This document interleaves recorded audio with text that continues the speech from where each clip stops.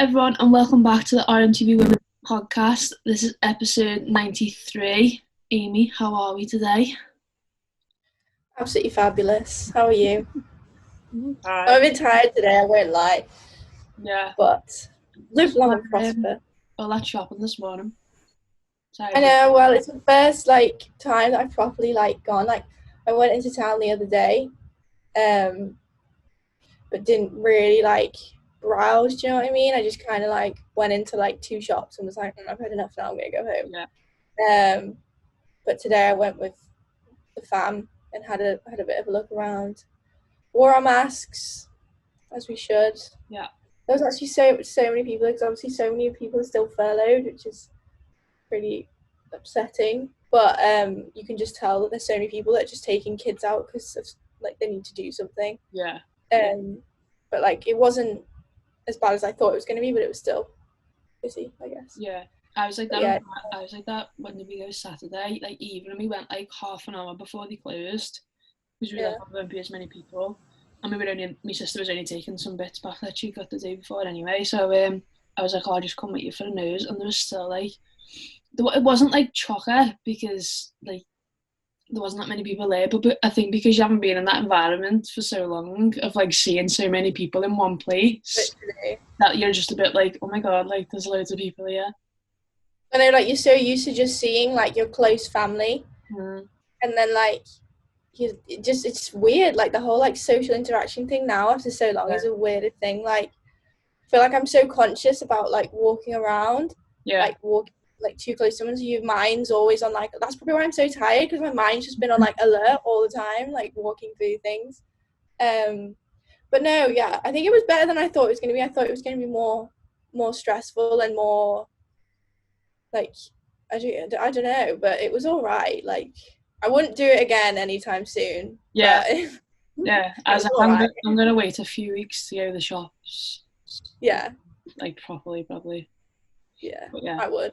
I'm all right now for a good few weeks. Yeah, you've got your fix. Probably another 3 months, I'm fine. And then the whole lockdown happened. Oh God. I hope not, Yeah, a bit of normalcy. That was what it was nice, I think. Yeah, exactly. That's the best part about everything happening. Is just everything just getting back to normal again. Yeah. Well, we've got some interesting topics to discuss on today's podcast. The first one being released this morning, by Katie Wyatt at the Telegraph. A physical analysis report of the FIFA Women's World Cup 2019 has been released. And according to the findings, the women's players actually performed better in last year's World Cup compared to the 2015 World Cup. So a number of sports performance experts, including Dawn Scott, who was at who was on the USA's backroom staff, who's now on England women's backroom staff, have put together a physical analysis of the tournament.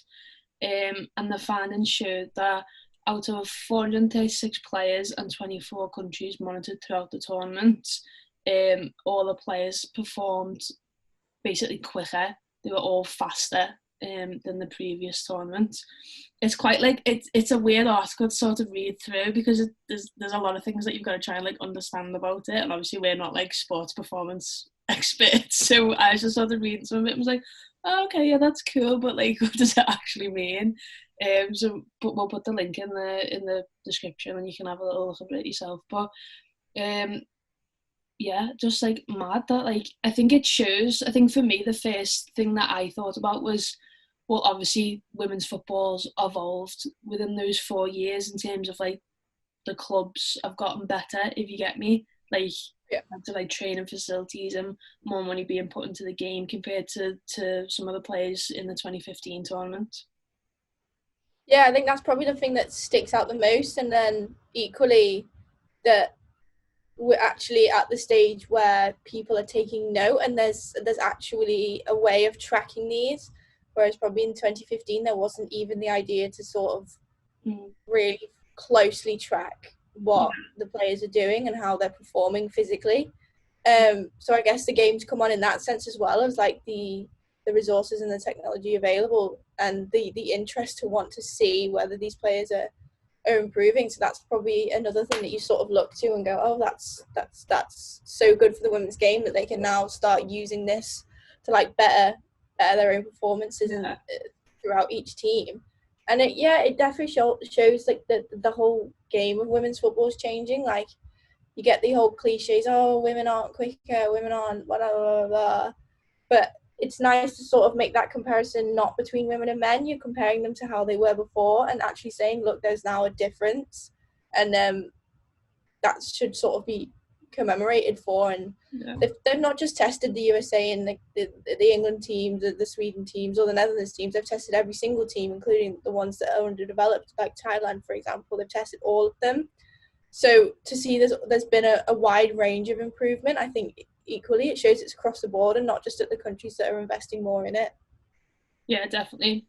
There's one video that I've highlighted. It says the activities subsequently coded into speed zones.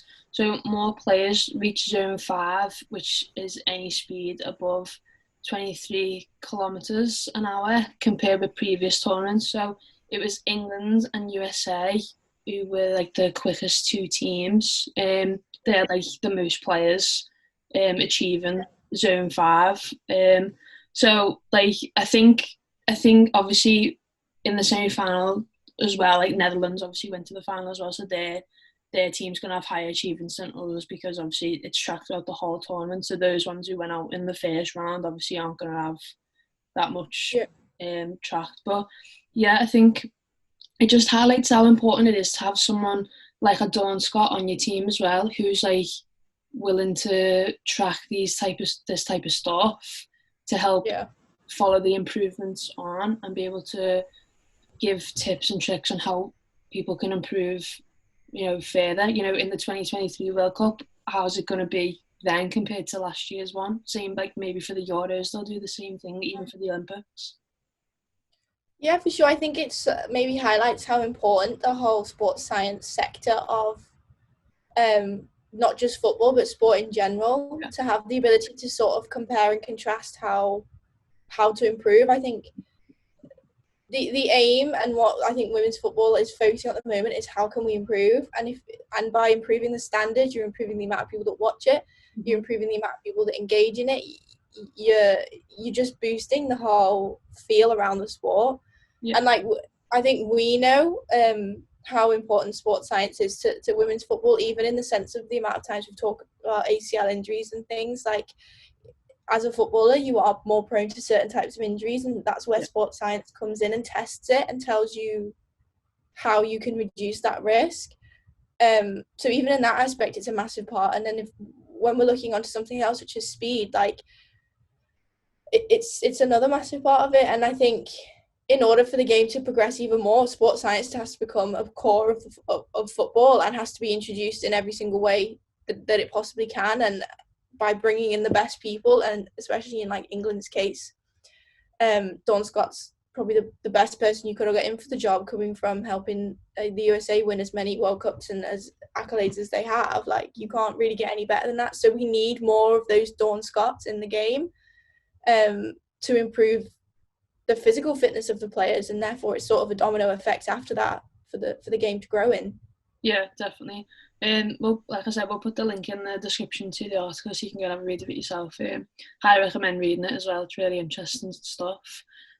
Speaking of training, it was announced on Monday, I want to say, that West Ham United women have a new training facility. So the new training facility is at the club's iconic Chadwell Heath training ground. And this has been like a redevelopment project for the last year or so. And they've highlighted that they wanted to incorporate the women's team in that redevelopment project, and the women's team now have an amazing space that they can train at. The squad will now have access to over 4,000 square feet of state-of-the-art facilities, including full-size indoor pitch, medical fitness, analysis and education facilities, along with a viewing gallery with panoramic views of the indoor pitch. So they're not doing too bad over at West Ham. They've got not too shabby. Yeah, absolutely smashing it. It's nice to see though, in terms of like because obviously women's football throughout the years, you've seen, we have to train here, we have to do this, we don't have access to this. And now, like, across the years, you've seen, like, Man City, Arsenal, Chelsea, Everton have trained at Finch Farm. Now West Ham have got this high-quality training facility. Like, it's important that the women's teams are incorporated into these things so that the game can continue to develop. Oh, for sure. I think over the next few seasons, for sure, and you'll see how this changes things if it makes a difference. And I personally think it does in terms of like performance and just team cohesion in terms of relating to the Premier League teams or the Championship teams, whichever one you're sort of connected to. Yeah. But I genuinely feel like if clubs want to progress in the right way, they need to start doing things like this, regardless of who they are or who they're connected to. They need to start doing things in order to be successful. Like you've written on the agenda, like that's how you attract these new players, these high quality players from all across the leagues, all across the world. Like you need to have that to be able to pull those players in. And you've seen that. Look at, we'll go on to talk about, look at Arsenal, look at Chelsea, bringing in the best players at this current time from all over the world. And there's reasons behind that, not just purely because of the club's history and their current state, but the way that they've integrated both their women's and men's teams into the same facility. And I do think that women's football will get to a time where men have their own training facilities and then women have their others, but obviously you're going to have like men's training facilities at Melwood still, and then our women's training facility is at Kirkby, but it's still like Liverpool women's. It's not Tranmere's, it's not Chester's, it's Liverpool women's. Do you know what I mean? So I think eventually it will split just due to capacity, because you're going to want to have a young women's football academy as well. I think that's a progressive move anyways, rather than just having training at someone else's facility under their name. Do you kind of get what I mean? But I think that is the way forward. And just touching on like West Ham in particular, I'm just so impressed with their progression as a team. Like 2 seasons ago, they weren't even full-time. They weren't professional footballers. And now look where they are. They're having their own facility with, I just feel like I wasn't expecting them to be where they are now at that time. And like they've been consistently mid-table, pushing the top table as well. Like they've not been anywhere near the bottom, anywhere near danger, and they've been consistently solid. So yeah, if I really do feel like if clubs really want to be the best, they need to sort of maybe even follow that blueprint or follow these high teams that are making strides in the women's game and really focusing on both, not just their men's team but their women's team as well. Yeah, I think you pretty much summed it up perfectly there.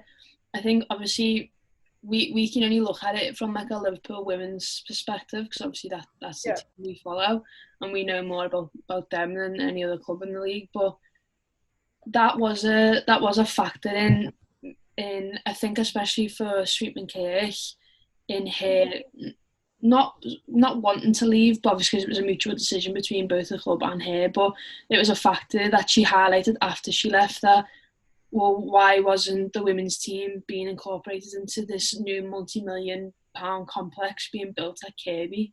Why is it that our women's team have to train at Tranmere and share with Tranmere when we're not Tranmere women, we're Liverpool women, and it's a one club, one team mentality? But in terms of training, it's like, oh no, you're not involved in this plan, and you don't know whether we are going to be involved in the plan in the future. But for me, because we're not involved from the get-go, I don't see how they're all of a sudden going to incorporate us in 2 or 3 seasons time. And obviously we have been relegated to the Championship. You know, we're now not competing with your West Hams and your Chelseas and in league wise, but you're still competing with them off the pitch in terms of, you know, if we come straight back up next season, then we're going to want to be able to attract those key players to order to maintain and keep us in the leagues again for several years and have us back challenging near the top. Because, you know, if you haven't got the facilities and you haven't got the environment that players want to play in, then you're not going to be able to keep them, and you're not going to be able to sign anyone either. No, that's literally so true. Like, we're gonna, yeah, the whole Kirby thing has been playing on both our minds, I think, for quite a long time now, ever since it really got announced. And it almost, I think the question that we keep saying is, why not? Yeah. Like, there's been absolutely no regard from the club as to why or why not it's worked out this way. And that's kind of the only thing that I'm a little bit disappointed in them by. Like, obviously, I love the club to bits, always have, always will. Yeah. But I think definitely in terms of looking at it from a women's perspective, just let us know why it's not happening. Like, we're still going to be upset that it's not, but equally, we're just sat here, like, thinking, well, what is it then? Do you know what I mean? Like, why are they so hesitant to not give a reason as to why? And then I could be sat here saying this, and in a few months' time, breaking news: Liverpool women are going to start training at Kirby. Like, you don't know. I hope that's the case, but like, as you said, it does. Why, if they're starting from scratch, why would they not include them in those plans? Which I think is such a valid point. Yeah. Like, that was the first thing that, like, when I seen the West Ham one announced, I was like, oh, another team is like sort of one step ahead of us in terms of that. The only thing I can think of as to why we're not going there is, like, obviously we have the deal with Tranmere for the stadium, so that include the training facilities as well, and it's like we've got another year on that, so we sort of have to stay maybe until the contract runs out. Like, you never know, at the beginning of the 21-22 season, you know, it might be that Liverpool are not incorporated into Kirby, and that's the reason why. But like you said, if it is, just tell us that. Just let us know. Like, I think that's a big thing. It's just communication.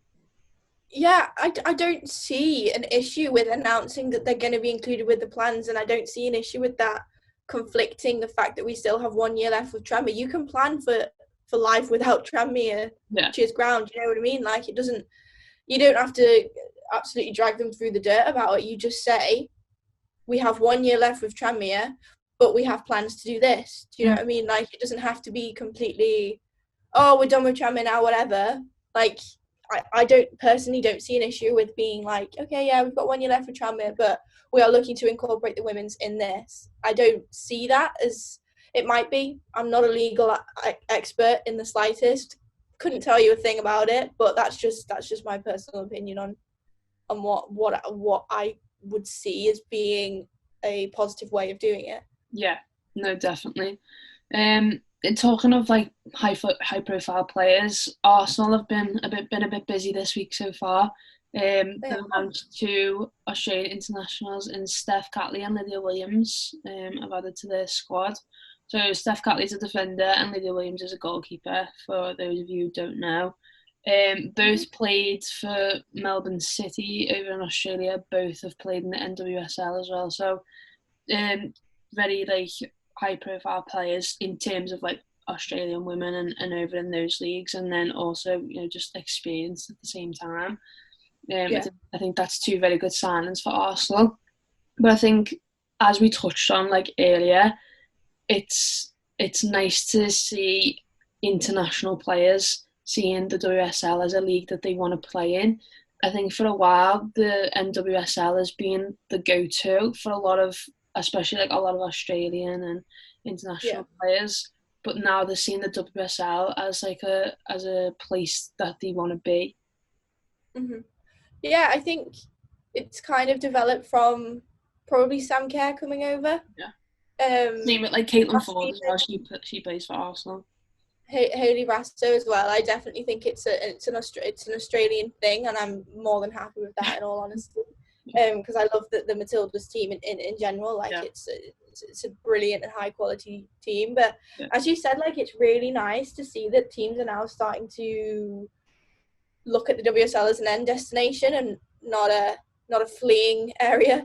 Like, they all want to hover around here, and I guess that's kind of how the Premier League started its great growth to ultimate domination of world football. Do you know what I mean? Like, the Premier League's the biggest league in the world, and this can kind of link with what we spoke about last week about the Premier League investing in the women's. Like, I think it's a positive positive way to look at it. Like, all these new players are coming in, and if you keep adding quality and talent to the league, it's just going to keep getting better and better, and more sponsorships, more interest, just everything booms. But in terms of like the players themselves, especially to Arsenal, like, that's some experienced players.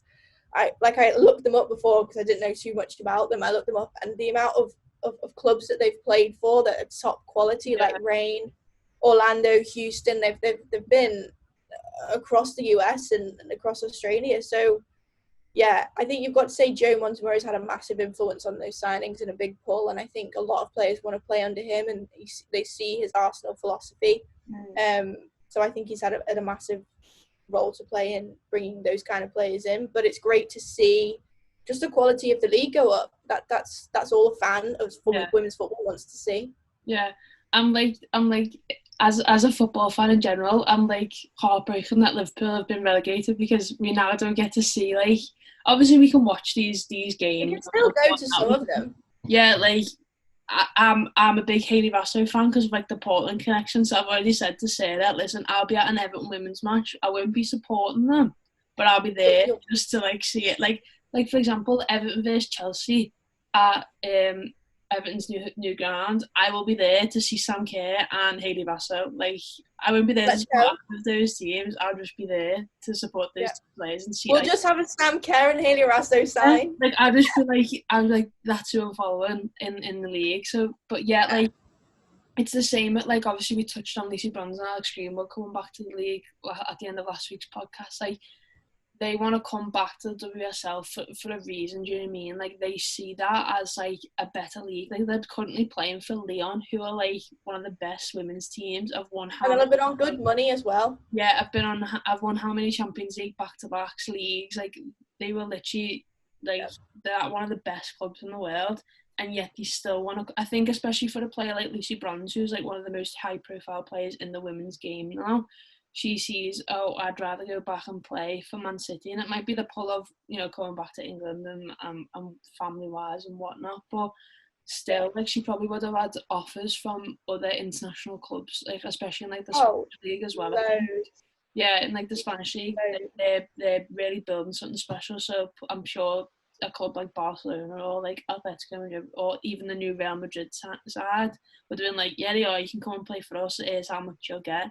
So, like, I think the WSL as a whole, and I think you'll see it similar with, like, the Championship as well, over the next couple of seasons, there will be developments in terms of, like, quality and how players play. Yeah. I think it'll be a massive thing is over the next few seasons the Championship goes full-time, because I think that's going to be even a bigger pull for some. And it'll be easier for the Championship clubs to invest in some high quality players as well, knowing it's full time. Like, I know obviously Liverpool women will still be full time. I think Leicester are looking to do it as well, and London City Lionesses, I think, were the other one. So they're wanting to do it. Obviously Man United were the season before last, they were full time. So I think it'd be so good if the Championship sort of followed the same thing. Same footsteps, there we go, as the WSL, but we'll have to see. But it's just great to see so many new players as well that we've not seen on English soil before come over, and sort of it's interesting to see how they adapt as well, because I think Sam Kerr took a few games to sort of really hit the ground running. So these players, NWSL is a whole different game. It's a whole different game. I don't even know that much about it, and I know it is. Like, it's so much more physical, and everyone always says WSL is 100 times more technical. Yeah. So interesting to see how these top players sort of adapt. I know they will, but it could take time, which others can capitalise on. Yeah, definitely. We'll just round it off then with some transfers that have happened over the last couple of days. So obviously Gemma Perfield left Liverpool last week, and it was announced yesterday that she has signed for Bristol City Women. Rachel Laws has signed for Liverpool. We'll be doing a video on that today, so that'll be out, or it'll be out after this. Like, don't know how it works. Poppy Pattinson has signed for Everton. I was like, Charlie told me yesterday when I seen him in work, because I hadn't been on my phone, and I was like, no, is she? Like, I was proper like, I was like, oh, that's such a good signing. Hayley Basso has extended her contract at Everton Women until next summer, so summer 2021. West Ham have had 5 players extend their contracts. So you've got Gilly Flatty, Alicia Lehman, Cho, who's a midfielder, Adriana Leon, and Kenza Darley. I think that's how you pronounce that one.